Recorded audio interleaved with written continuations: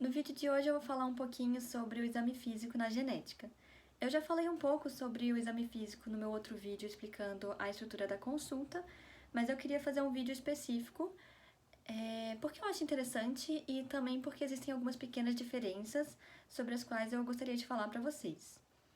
E nesse vídeo eu vou usar como exemplo uma avaliação em uma criança, porque foi o que eu mais acompanhei, e também porque o exame físico não muda muito da criança para o adulto. Então, o exame físico na genética, ele parece um pouco com o da pediatria, no sentido de que a gente também vai pesar e vai medir a criança para ver se ela está se desenvolvendo normalmente. E também vai ter aquela parte na consulta com o estetoscópio, em que a gente vai ouvir o coração e o pulmão da criança, vai ter aquelas batidinhas na barriga também. Mas uma das primeiras diferenças que a gente observa é que na genética a gente vai olhar a criança com muito mais detalhes e a gente vai fazer muito mais medidas também. Então, enquanto a pediatria vai olhar para aquela criança, vai avaliar se ela está num bom estado geral de saúde, vai olhar para o rosto daquela criança e vai pedir para a criança abrir a boca para avaliar as amígdalas, se tem alguma inflamação ali. A genética a gente vai avaliar com muito mais atenção, principalmente o rosto daquela criança, mas também o tronco, as mãos e os pés, porque a gente vai estar à procura de dismorfias que aquela criança pode apresentar. E eu fiz um vídeo sobre dismorfias, então vou colocar o link aqui. Se vocês quiserem saber exatamente o que é uma dismorfia e mais alguns exemplos, vocês podem clicar nesse link. Algumas dismorfias que a gente vai procurar nessa criança são, por exemplo, se os olhos eles são inclinados para cima ou para baixo, se os cantos da boca eles são inclinados para cima ou para baixo, se o filtro é liso ou bem marcado, se os lábios são grossos ou finos. E a gente vai pedir para a criança abrir a boca também. E no caso não vai ser tanto para a gente avaliar se tem alguma inflamação da amígdala ali, mas no caso a gente quer ver se aquela boca naquela criança foi bem formada. Então a gente vai pedir para a criança abrir a boca para a gente poder ver lá no fundo da boca se a úvula está bem formada, se o céu da boca foi bem formado também, né, o palato. A gente vai querer avaliar os dentes dessa criança para ver se tem mais ou menos dentes, o que seria normal, também para a idade daquela criança, né? Se tem um apinhamento dentário, então se os dentes estão crescendo um em cima do outro porque não tem espaço naquela boca direito. A gente também vai avaliar a implantação dos cabelos na nuca para ver se está muito baixo, nas têmporas também, e implantação das orelhas também, se ela estiver muito abaixo da linha dos olhos. Essas são algumas dismorfias que a gente avalia na criança. E como eu falei, a gente não vai só avaliar se essa criança tem dismorfias ou não. A gente vai fazer muitas medidas também. Então, as medidas principais que a gente faz é da distância entre os olhos, geralmente a gente faz com uma régua assim. A gente faz da distância externa entre os olhos e a distância interna. Do perímetro cefálico, que a gente mede com uma fita, para saber o tamanho da cabeça dessa criança, se ela tem microcefalia ou macrocefalia. E outra medida que a gente faz com muita frequência é o tamanho da mão, que a gente também mede com uma régua assim. Tamanho da mão daqui até aqui e do dedo médio daqui até aqui.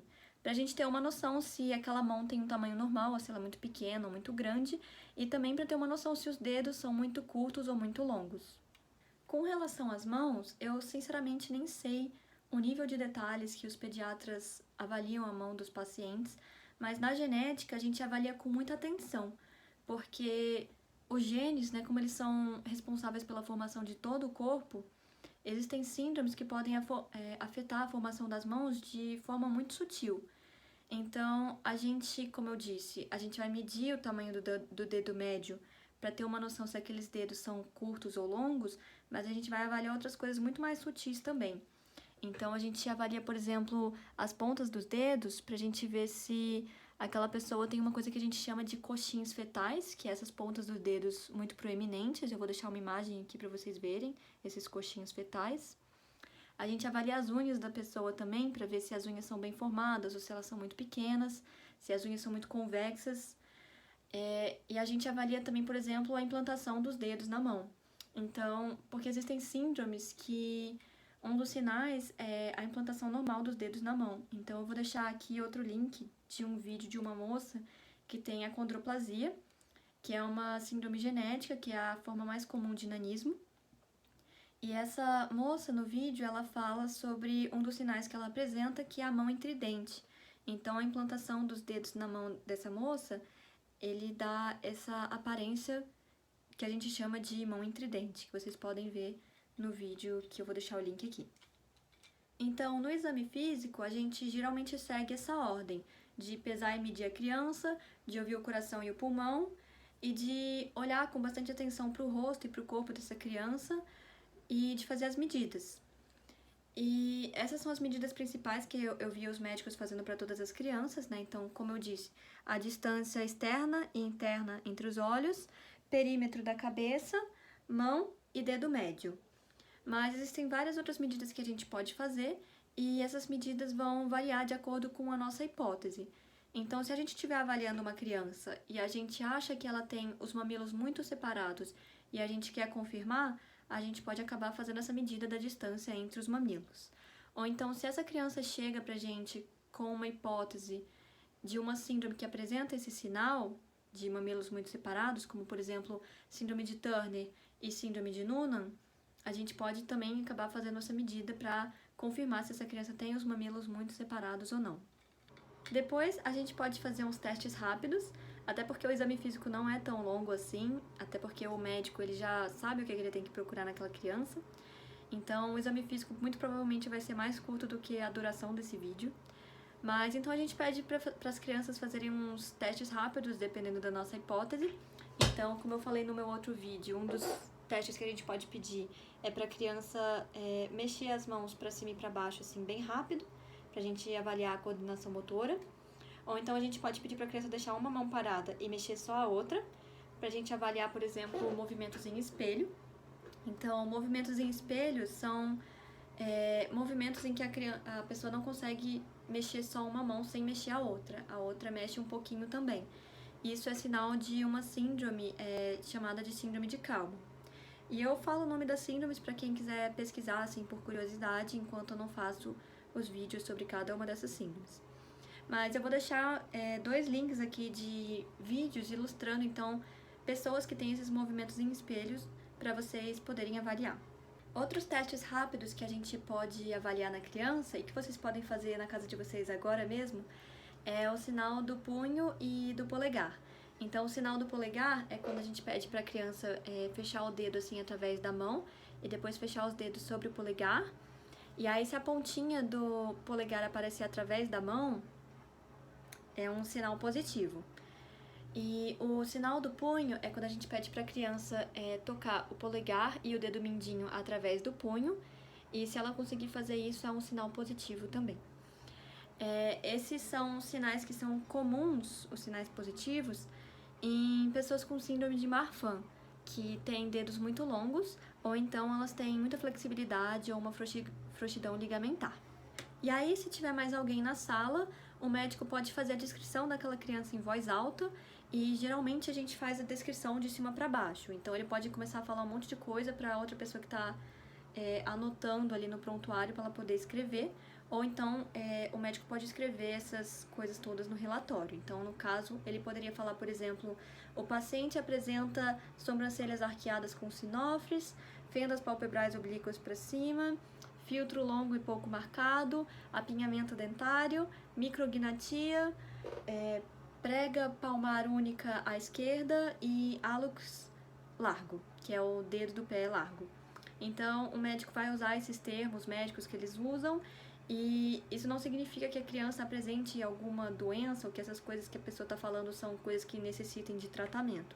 É só a descrição daquela criança para a pessoa que está anotando. E se tiver escrito no prontuário também e você tiver curiosidade, você pode sempre perguntar para o médico o que aqueles termos significam. Mas muito provavelmente é só uma descrição das dismorfias que aquele médico identificou naquela criança. E aí, quando o paciente vai embora, a gente compara aquelas medidas que a gente fez com gráficos. Então, aqui eu vou colocar um gráfico da distância interna entre os olhos, então daqui até aqui. Então, imagine que a gente está avaliando uma criança de 9 anos e que a medida entre os olhos dessa criança foi de 3 centímetros. Então, eu representei no gráfico com um xizinho branco E essa medida para essa criança, então, indica que que essa medida é normal, e essa criança, inclusive, tem uma medida bem na média. Então, 3 centímetros é a média para a distância entre os olhos. Agora, imaginem que a criança, a medida que a gente faz é de 2,5, que está representado no gráfico com um xizinho verde. Então, se a medida entre os olhos é de 2,5, isso significa que a criança tem essa medida um pouquinho abaixo da média, então os olhos dela são um pouquinho próximos, mas ainda assim está dentro do que a gente considera dentro dos padrões da normalidade, então está dentro da curva. Agora, se essa criança ela tem uma medida de 3,5, isso significa, representado ali num xizinho azul, isso significa que os olhos dela são separados mais do que a gente considera dentro dos padrões da normalidade. Então, com uma distância de 3,5 entre os olhos, tá perto do gráfico, mas ainda assim tá fora do que a gente consideraria normal. Então, isso significa que a criança, a gente pode considerar que ela tem hipertelorismo, então é quando os olhos são muito separados, mas como está perto do gráfico, pode ser que seja uma coisa benigna, que não esteja associada com nenhuma doença, pode ser alguma coisa, uma característica familiar. Agora, em contraste, se a criança tiver, por exemplo, 2 centímetros da distância entre os olhos, que está representado no gráfico com o xizinho vermelho, a gente pode observar que está muito abaixo do gráfico. Então, isso indicaria que talvez seja uma característica que esteja associada com alguma doença ou com um defeito de formação daquela criança enquanto ela estava se formando no útero. Então, isso pode estar associado não tanto mais com uma característica comum na família, mas pode estar associado realmente com alguma doença genética ou com alguma substância que a mãe usou durante a gestação que afetou o desenvolvimento daquela criança. Então, aquela substância que ela pode ter usado, por exemplo, naquele período de formação, por exemplo, da linha média ou período de formação da face, isso pode ter atrapalhado o desenvolvimento daquela criança. E os olhos muito próximos também, eles podem estar associados, por exemplo, com um defeito de formação do cérebro, em que o cérebro ele não se separa direito em 2 hemisférios. E então, se a criança tem 2 centímetros de distância entre os olhos, a gente já pode descrever essa criança como tendo hipotelorismo, que são os olhos muito próximos. E o hipertelorismo, né, o xizinho azul, seria o caso contrário, que são os olhos muito separados. E aí, só para mostrar um gráfico um pouco mais próximo da nossa realidade, do dia a dia, né? E também mais próximo do que os pediatras estão acostumados também, é um gráfico de altura. Então, aqui nós temos um gráfico representando especificamente para garotas. E aí, imaginem que vem uma menina para consulta e essa menina tem 14 anos e ela tem 1,50 m. E aí, a gente pode ver aqui no gráfico que ela estaria abaixo do gráfico, ela está abaixo do P3. Isso significa que ela é mais baixa que 97% da população. Então, ela está abaixo da curva e essa baixa estatura, então, poderia estar associada com alguma doença. E está só um pouquinho abaixo do gráfico, pode não ser nada grave, pode ser alguma característica familiar ou pode ser alguma causa assim, a ver com uma alimentação ruim ao longo da infância. Mas a gente já consideraria que essa menina ela tem baixa estatura, até porque tipo, ela pode estar só um pouquinho abaixo da curva, mas se a gente considerar a média, ela está bem abaixo da média, porque a média para a altura de meninas de 14 anos, de acordo com esse gráfico, é de 163 centímetros, então essa criança ela está 13 centímetros abaixo da média. Então, de acordo com esse gráfico, a gente poderia considerar que essa menina de 1,50 m e 14 anos que veio para consulta, ela tem baixa estatura.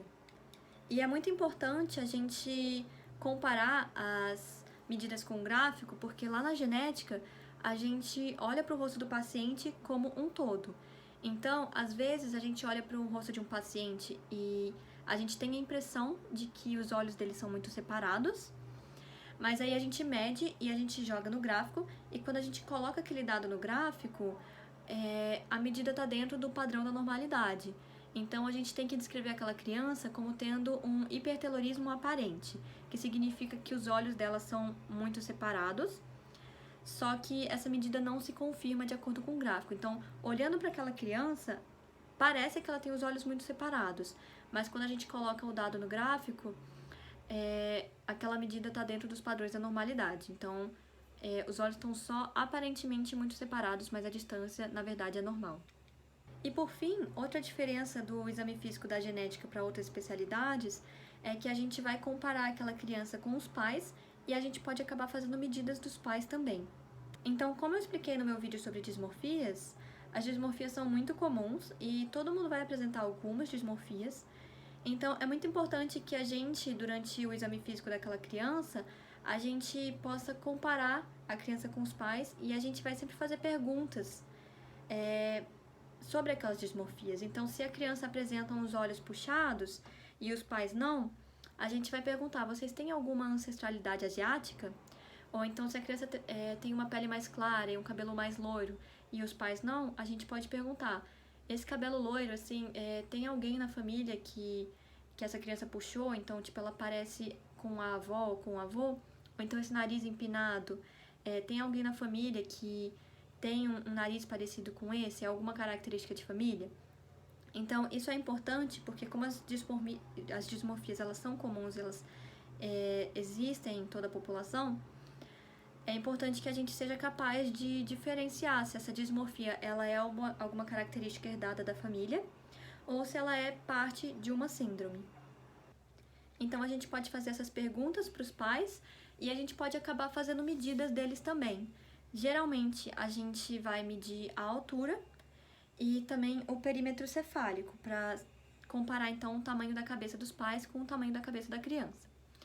E também, se a gente fizer uma medida que nem naquele gráfico que eu mostrei, do xizinho vermelho, que a criança tem os olhos muito próximos, a gente pode acabar medindo a distância entre os olhos dos pais também, para ver se eles também têm os olhos muito próximos.